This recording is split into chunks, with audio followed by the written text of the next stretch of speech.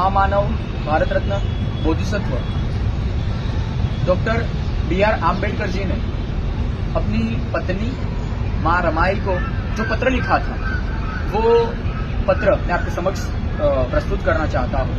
जब बाबा साहेब आम्बेडकर विदेश में थे तब मां रमाई से कुछ मदद के लिए अपील कर रहे हैं, मैं आपको सुनाता हूँ। प्रिय रामू, नमस्ते। तुम्हारा पत्र मिला गंगाधर के बीमार होने की बात सुनकर बहुत दुख हुआ।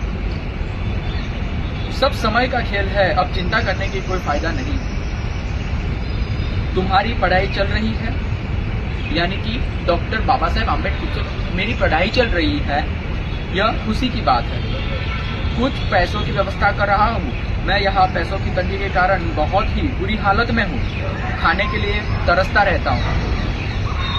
अभी तुम्हें भेजने के लिए मेरे पास कुछ भी नहीं है, फिर भी मैं तुम लोगों के लिए व्यवस्था कर रहा हूँ।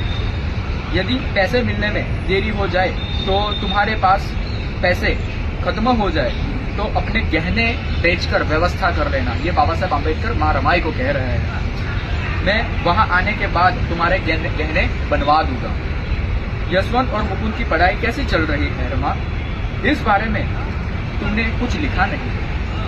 मेरी तबीयत ठीक है, मेरी चिंता मत करना। अभी मेरी पढ़ाई पूरी नहीं हुई है।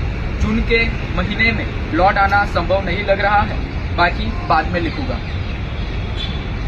सखू और मंजुला के बारे में कोई समाचार नहीं मिल रहा है।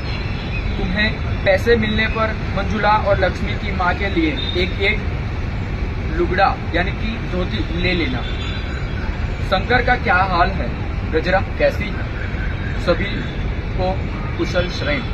ये पत्र मां रमाई को डॉक्टर बाबा साहेब आम्बेडकर भेजते हैं और बाबा साहेब आम्बेडकर आर्थिक मदद के लिए अपनी पत्नी, जो कि भारत देश में रहकर कुछ व्यवस्था कर रहे हैं, इस तरह का बाबा साहेब आम्बेडकर पत्र अपनी धर्मपत्नी को लिखते हैं।